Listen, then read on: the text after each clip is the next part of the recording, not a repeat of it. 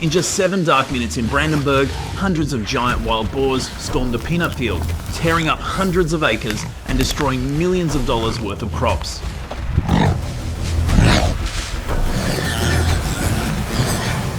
Farmers watched helplessly while hunters launched a desperate chase. Could they stop this invasive storm?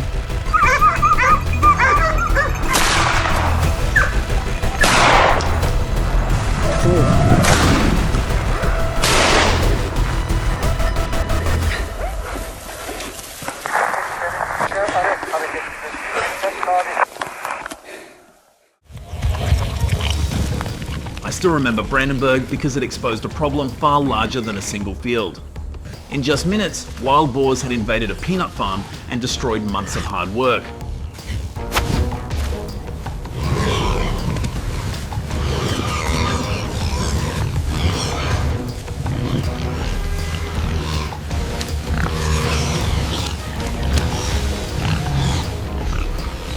The dawn revealed the truth within the soil itself. Furrows torn apart, roots uprooted, peanuts scattered like debris after heavy machinery had worked.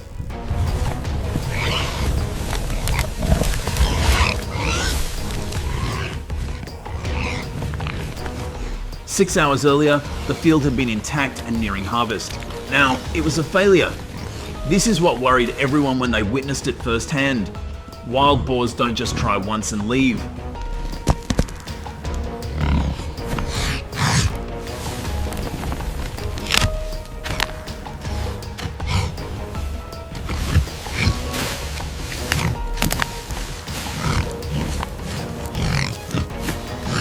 Once they find food, they return repeatedly, faster than any reaction. The farmer bluntly stated, "If they come back, this harvest will be a total loss."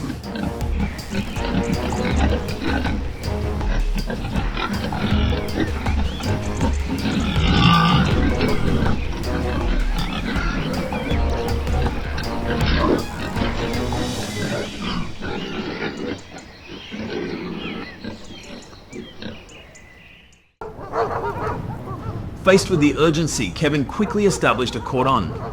Nick secured the western edge where the trail cut straight out of the woods.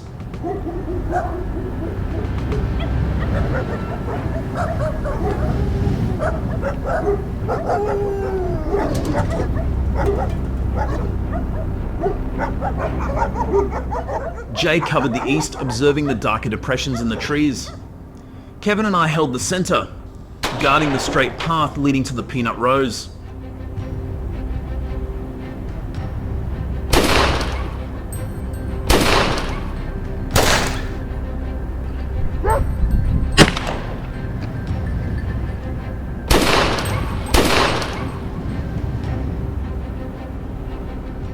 The walkie-talkie beeped softly, then silence.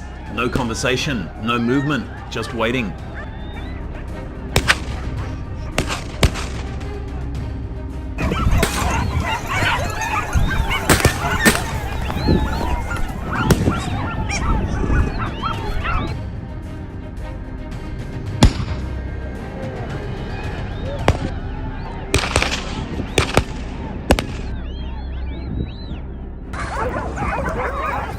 Minutes ticked by.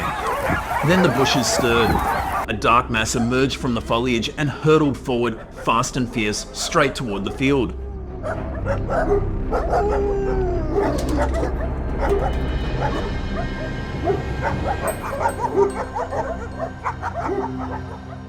No warning cries, no countdown.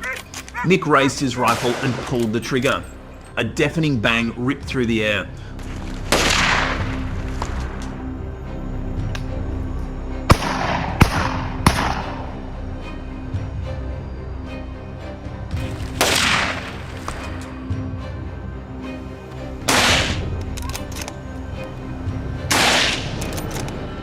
The wild boar collapsed mid-air, falling to the ground before reaching the peanuts. The echo faded and silence descended. The kind of silence that tells you it's not over.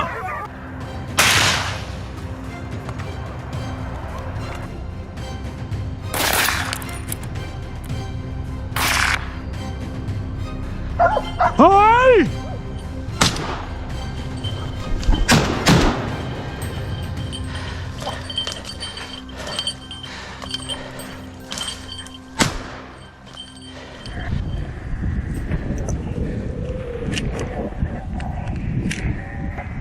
To get our first shot right, we paused for a few brief minutes to review our shooting skills, not to show off, but to regain our composure in the dead of night.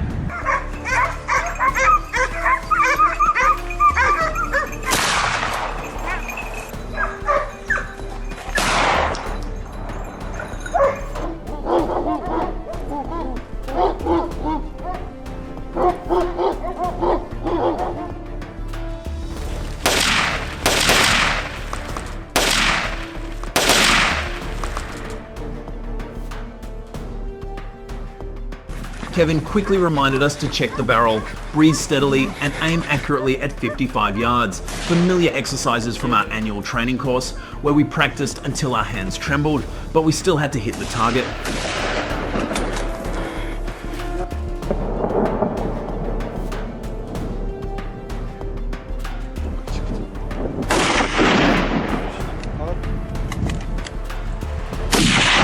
거기 있습니다.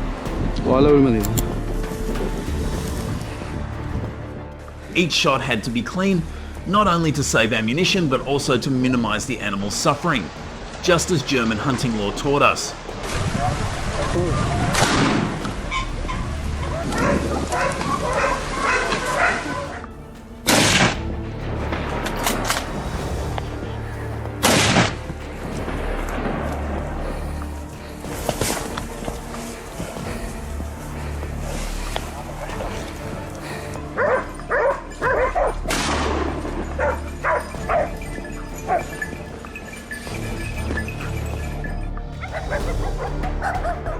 We moved quietly to the adjacent field, still part of the peanut farm, with the same green rows waiting to be harvested, maintaining our designated positions.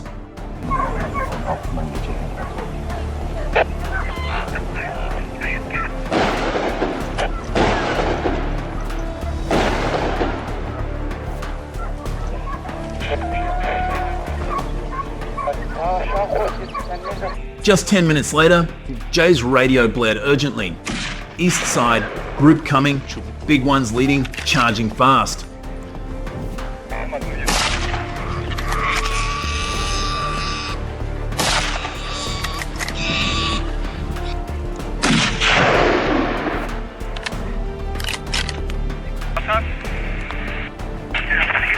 Jay immediately locked onto the largest of the leading giants, charging straight ahead at high speed. The rest didn't stop. They swerved to the sides, encircling us.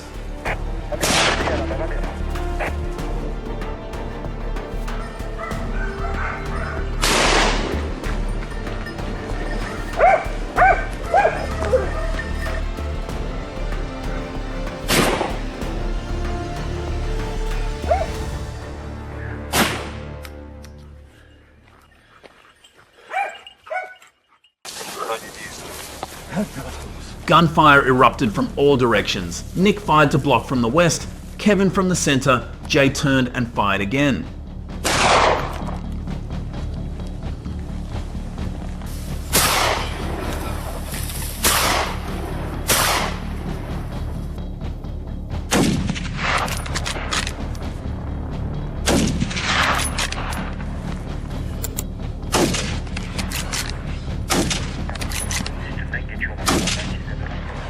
Each shot was a furious roar, bullets whizzing through the air, wild boars falling one after another. One charged forward, a shot down. Another turned, a shot stopped it.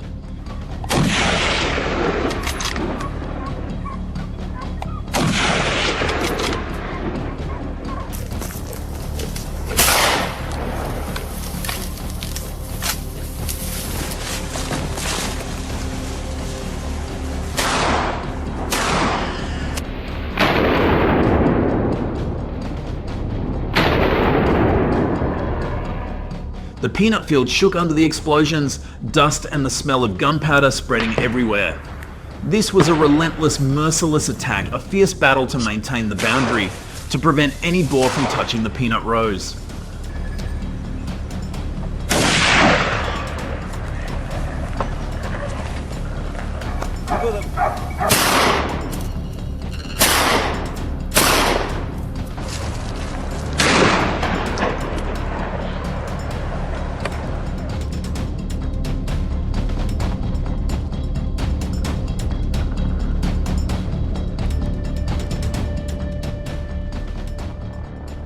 During that dramatic hunt in Brandenburg, we took down a total of 100 wild boars based on fresh footprints and precise marksmanship honed from our annual training.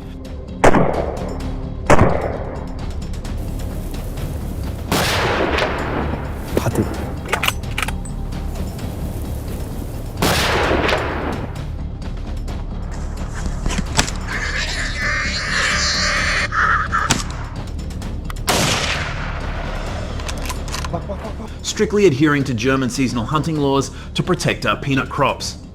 Would you dare pick up a gun to chase away those destructive wild boars without a hunting permit? What would you think about facing them?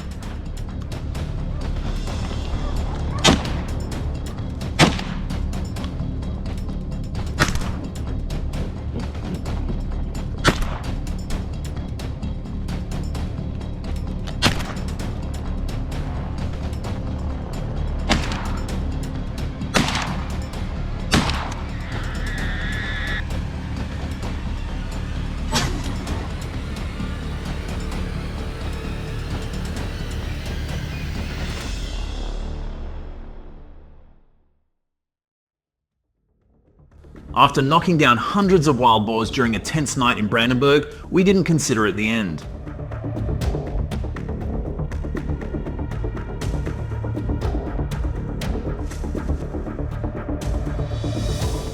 The gunfire had ceased, but the threat lingered, much like in Texas, where wild boars are rapidly increasing in numbers, attacking relentlessly, and becoming increasingly cunning.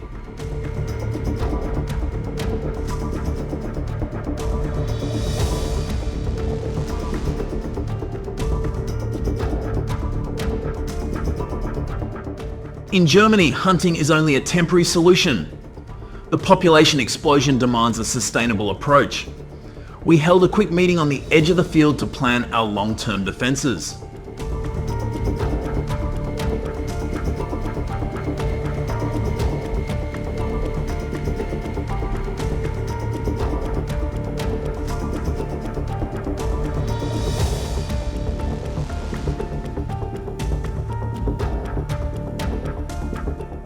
Not just guns, but also low voltage electric fences for humane deterrence, sensor lights combined with ultrasonic technology, and coordinated efforts with forestry agencies for selective population control.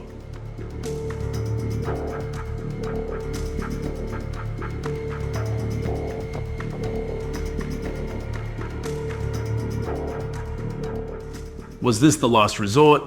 And so the Brandenburg peanut fields breathed a sigh of relief after a long night. But the war wasn't over, it just transformed into a more intelligent, more humane form.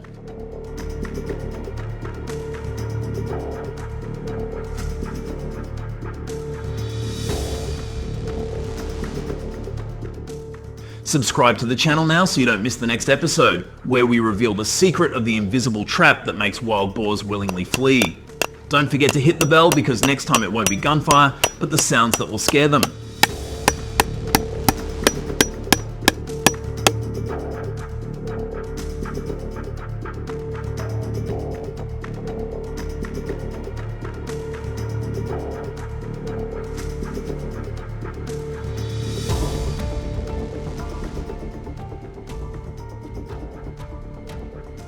These approaches have been great at stopping the spread of some invasive species. Got any ideas for even better solutions? Drop your thoughts in the comments so we can all dive into it together. Thanks for sticking around and watching the whole video. If you liked it, don't forget to like, share, and subscribe to the channel. And hey, be sure to tell your friends about us too so they can check it out. Bye and see you in the next video.